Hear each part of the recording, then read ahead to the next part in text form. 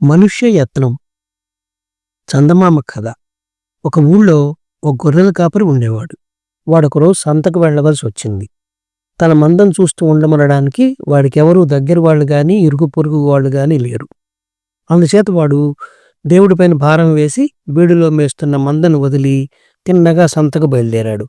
గొర్రెల కాపరి కొంత దూరం వెళ్ళేసరికి సంత నుంచి తిరిగి వస్తూ ఎరిగిన వాడొకడు కనబడి, హడావుడిగా వెళ్తున్నావు, ఎటుగాని వేళ ఎక్కడికి బయలుదేరావురా అని అడిగాడు.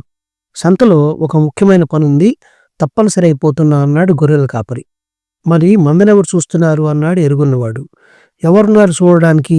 నాకు ఇరుగు పొరుగా ఎవరు లేరు, అంతా దేవుడే చూస్తాడు అంటూ గొర్రెల కాపరి గబగబా ముందుకు సాగాడు. దేవుడేం చూస్తున్నాడో నేను చూస్తాను అనుకుని రెండోవాడు సరాసరి గొర్రెల మందను సమీపించి బాగా కొవ్విన గొర్రెలను 25 ఏరుకొని వాటిని హాయిగా తన ఊరు తొలగిపోయాడు. గొర్రెల కాపరి సంతకు పోయి అక్కడ తన పని చూసుకుని తిరిగి వచ్చేసరికి మందలో 25 గొర్రెలు తక్కువైనట్లు తెలిసింది. వాటి కోసం వాడు ఎంతగానో బాధపడ్డాడు. ఆఖరికి వాడు దీర్ఘంగా నిట్టూర్చి గొర్రెలను కాసేపని ఇక మీదట దేవుడి మీద వేసి లాభం లేదు అనుకున్నాడు. ఇలా అనుకుని వాడు తన గొర్రెలను కాయడానికి 2 కుక్కలను కొన్నాడు. ఆ కుక్కలను నమ్మిన వాడు ఆ కుక్కలకు రోజూ 2 పొలాల మాంసం వేయమన్నాడు. అందుకని గొర్రెల కాపరి తన కుక్కలకు రోజూ 2 ఎలుకలను వేస్తూ వచ్చాడు. కుక్కలను పెట్టినా కూడా మంద నష్టపడుతూనే వచ్చింది. ఆ ప్రాంతాల తోడేళ్లు జాస్తి. అవి ప్రతిరాత్రి మందలోకి జొరబడి 1-2 గొర్రెలను లాక్కుపోతూ ఉండేవి. మర్నాడు ఉదయం గొర్రెలను ఎంచుకుంటే నష్టం బయటపడేది. తోడేళ్లు రావడం కుక్కలు చూసేవి గాని ఏమీ చేసేవి కావు. తోడేళ్లు గొర్రెలను ఈడ్చుకుంటూ పోతుంటే చూస్తూ ఉండిపోయేవి. తోడేళ్లు చంపి తినగా మిగిలిన గొర్రెల మాంసాన్ని కుక్కలు ఆవురావురమని తినేసేవి. ఇలా ప్రతిరోజు జరుగుతున్నది. మంద నానాటికి పలచనవుతున్నది. ఏం చేయడానికి పాలుపోక గొర్రెల కాపరి హతాశుడయ్యాడు. ఈ విధంగా సాగిపోతే సంకురాత్రికి ఒక గొర్రె మిగలదు అనుకున్నాడు వాడు. వాడు అసహాయుడై కంట కన్నీరు కార్చసాగాడు. అంతలో ఒక గడ్డం తాత అటు వెళ్తూ గొర్రెల కాపరిని చూసి ఆగి, ఎందుకురా వెర్రినాగన్నా కంటతడి పెడుతున్నావు, నీకేం కష్టం వచ్చి పడింది అని అడిగాడు. ఏడవకేం చేయను, దేవుడి మీద భారం వేసి సంతకెళ్ళిన రోజున 25 గొర్రెలు మాయమయ్యాయి. మందను కనిపెట్టి ఉంటాయి కదా అని 2 కాపలా కుక్కల్ని కొంటే అవి ఉండి లేక ఒకటిగానే ఉంది.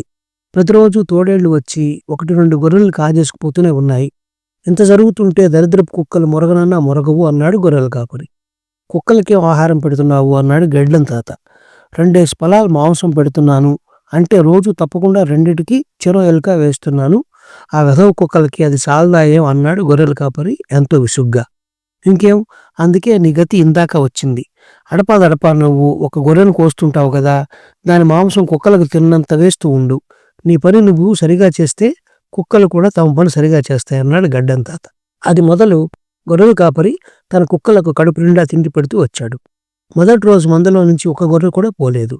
రెండో రోజు చీకటి పడే వేళ 2 తోడేళ్లు మందకేసి వేగంగా వచ్చాయి.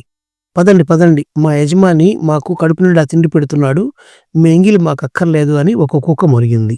వెళ్ళకండి అన్నల్లారా, వచ్చి మీ కడుపు నించుకుని మాకు కూడా ఎంత పెట్టండి అని రెండో కుక్క గట్టిగా మొరిగింది. తోడేళ్లు రెండో కుక్క మాటలే నమ్మాయి. ఎందుకంటే అంతవరకు కుక్కలన్నాడు తమకు ఎదురు చెప్పిన పాపాన పోలేదు. ఆ ధైర్యంతో 2 తోడేళ్లు మందులో ప్రవేశించాయి. మరుక్షణమే కాపలా కుక్కలు 2 భయంకరంగా అరుస్తూ వాటిపైన పడి వాటిని చీల్చి చంపేశాయి. ఈ కథ నచ్చినట్లయితే షేర్, లైక్, సబ్స్క్రైబ్ చేసి పక్కనున్న గంట ఐకాన్ని కొట్టండి.